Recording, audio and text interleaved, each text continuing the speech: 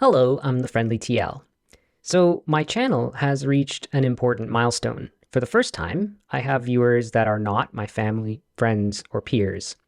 And I wanted to talk a little bit about why I started this channel. So this is an edutainment channel about software engineering, but I'm also very interested in making apps that people can use, things like CodeAnim, which I've been making videos about.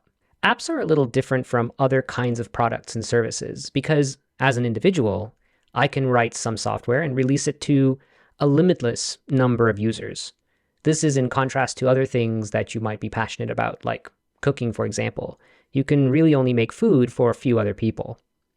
So the goal of this channel is to create a community where I can share my knowledge about software engineering, share the software that I make, and engage with my viewers.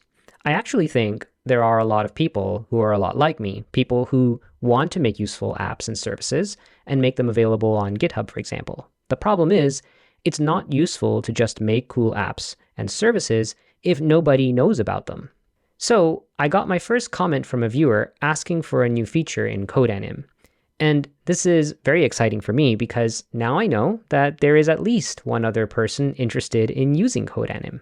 Well, I've added the feature. It was actually a very simple ask. Basically, CodeAnim can now open your VS Code project.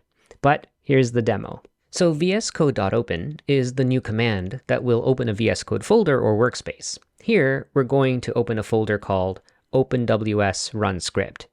In addition to being able to open projects, CodeAnim can now also be used for live presentations.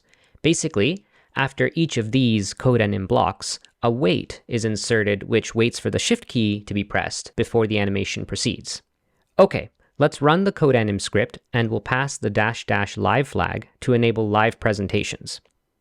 So VS Code opens and then we are prompted to hit Shift to proceed.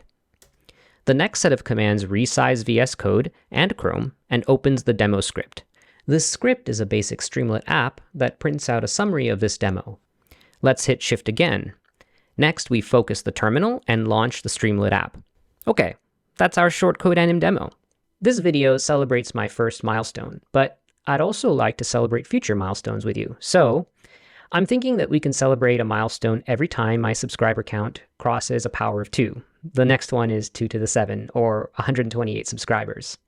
Until then, I'll be publishing videos approximately once a week, and we'll see how things go. If you liked this video, hit the thumbs up, and if you'd like to join me on this journey, consider subscribing.